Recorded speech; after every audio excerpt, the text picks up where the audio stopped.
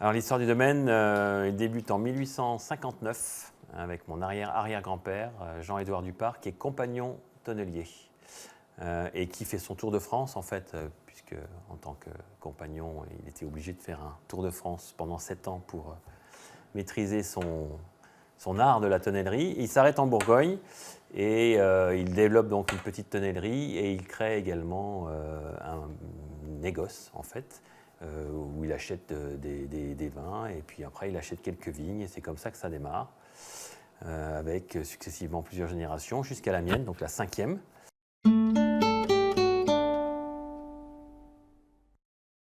Alors le domaine, l'esprit, non, on reste vraiment dans des vinifications traditionnelles. Alors bien évidemment on utilise le meilleur des deux mondes, enfin le meilleur de la tradition et le meilleur de la modernité. Enfin, il ne faut pas non plus, il faut vivre dans son époque.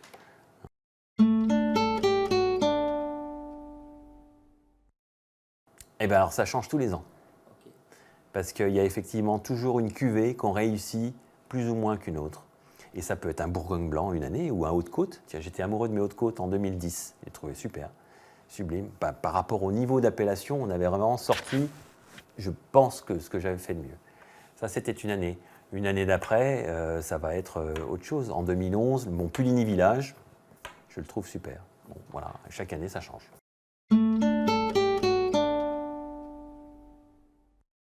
Ah, j'irais bien en Alsace, moi.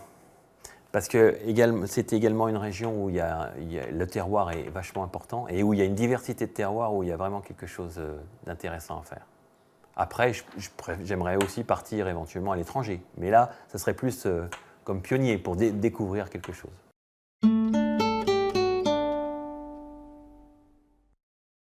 Je pense qu'on va avoir une Bourgogne à 2 vitesses, pour plusieurs raisons, mais on va avoir certaines structures qui vont augmenter en taille et qui seront, je dirais, entre guillemets, taillées pour un marché plus mondial. Et puis vous aurez effectivement des domaines, entre guillemets, prestigieux dans leurs appellations, qui resteront, je pense, d'une taille relativement petite et qui porteront haut et fort l'appellation Bourgogne.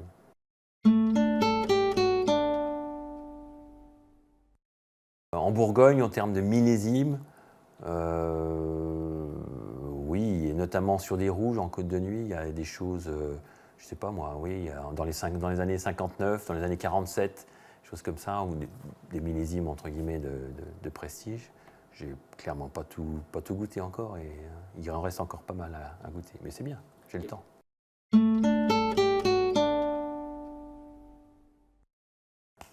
Non, hormis des fois des bouteilles qui... Il n'y a pas de mauvais vin pour moi, il y a des mauvaises bouteilles. Il n'y a pas de mauvais vin. Une mauvaise bouteille, oui, parce que ça a été mal bouché, parce qu'il y a eu un problème d'oxydation, de transport. Ouais.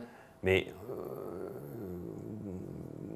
on a la chance d'avoir quand même maintenant des outils suffisamment bons et intéressants qui nous permettent de faire, où que ce soit sur la planète, des vins qui sont à peu près consommables.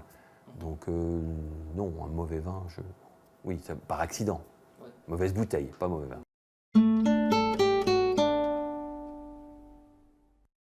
Moi, c'est très souvent lié avec effectivement c'est plus des souvenirs et des événements que le vin lui-même, parce que pour moi, le vin, il est là justement c'est un ciment qui permet justement la relation entre plusieurs personnes.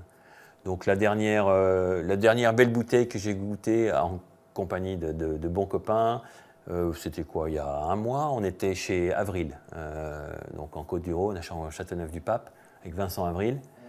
Et on était trois copains du coin, plus Vincent Avril qui a fait cette étude à la Vitie à Beaune. Et on a dû faire une verticale d'une dizaine de vins, voilà, tous les 4.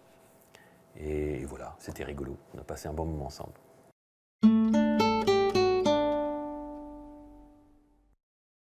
À qui je pourrais parler de cela?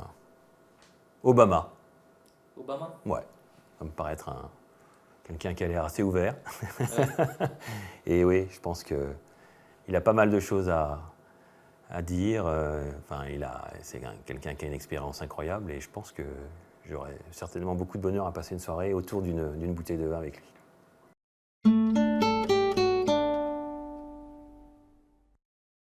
Les Belges, ils sont assez bourguignons, les Belges pour moi. C'est des amateurs de bonne bouffe, des amateurs de vin, des gens chaleureux, des gens simples, comme les Bourguignons. Et en général, souvent, les Belges et les Bourguignons s'entendent assez bien. Et il y a beaucoup de Belges qui viennent dans mes caves. Et j'ai vraiment toujours du plaisir à venir en Belgique également.